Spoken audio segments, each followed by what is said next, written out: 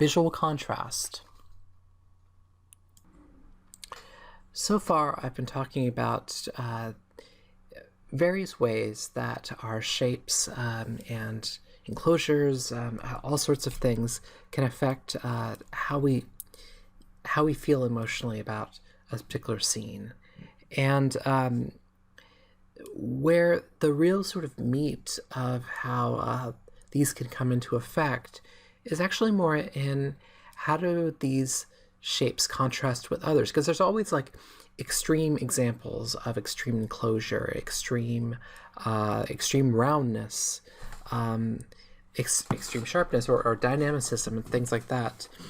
But we're always sort of like, really looking at these in terms of context of like, we're in a round scene and we're in a very enclosed scene, and then we come upon an open scene, and sort of that sense of contrast is really where you really feel the real difference. And so let's go ahead and take a look at how we can sort of use contrast in sort of the same kind of visual scene to great effect. So here's an example from Uncharted 4, A Thief's End, and this is the level I designed for basically Scotland, and you're with your brother Sam heading towards this ruin over here. And what we have here, and we sort of used our concept art to sort of have this contrast between fairly kind of roundish shapes, and these hills right here were meant to sort of invoke a sense of sort of discovery, friendliness, that sort of thing, because we wanted the tone to be fairly light, and for the brothers to sort of go off, and this is sort of their first Uncharted sort of adventure, like romping adventure. And then off in the distance we have this contrast with these elements of danger. So at this point, Nathan Drake's main antagonist, Rafe, and his crew are over here at the cathedral, searching for the treasure they're all searching for. And we're sort of setting this up as the sort of point of danger that you see throughout the scene. And although we're not headed there right now, we're sort of headed over to this spot. It's sort of the main sort of spiky point is there, right there. So and then got an example here where essentially we are pitting sort of these rectangular sort of shapes which have a lot of affordance and ability to sort of climb up this hill, contrasting that with sort of this is a bit of a combination of sort of round and diagonal shapes behind it. So it really brings these objects into focus, that, and also, as you can see, the contrasting color from, I guess, the background versus these. Here's another scene where Nathan Drake is at his lowest, and his boat's crashed, and he's marooned, and he doesn't know where his brother is, and we're sort of setting up this sort of Turtle Rock kind of mountain here. And so what we have here are a lot of very threatening sort of pointy shapes, but then contrasting that with, okay, the shapes that you can use, the shapes that take you forward, and that's the more sort of rectangular shapes right here.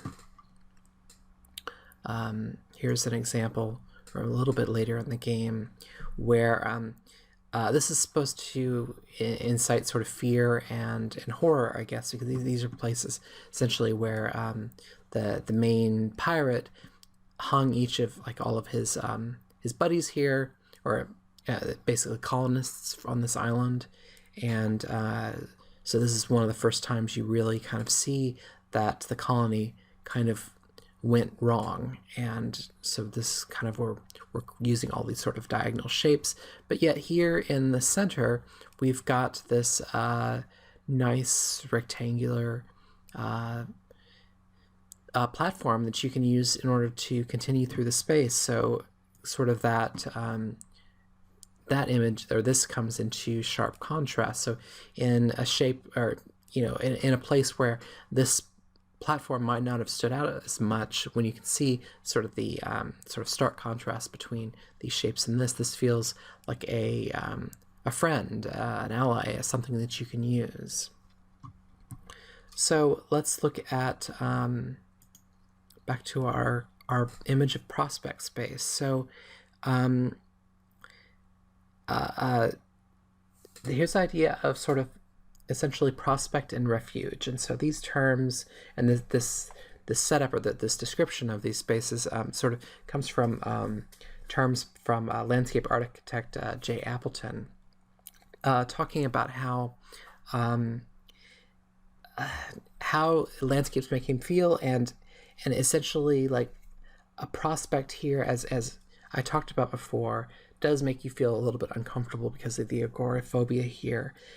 But refuge is a place where we can sort of conceal and protect ourselves. And so the compromise here, as Jay Appleton suggested, the most comfortable sort of place you can have, and the most fulfilling place you can have, is essentially a contrast between the prospect and the refuge. So being able to view and have access to the prospect space from a point of rescue, from a point of refuge, where you essentially get all the benefits of the prospect with the without all of the negatives.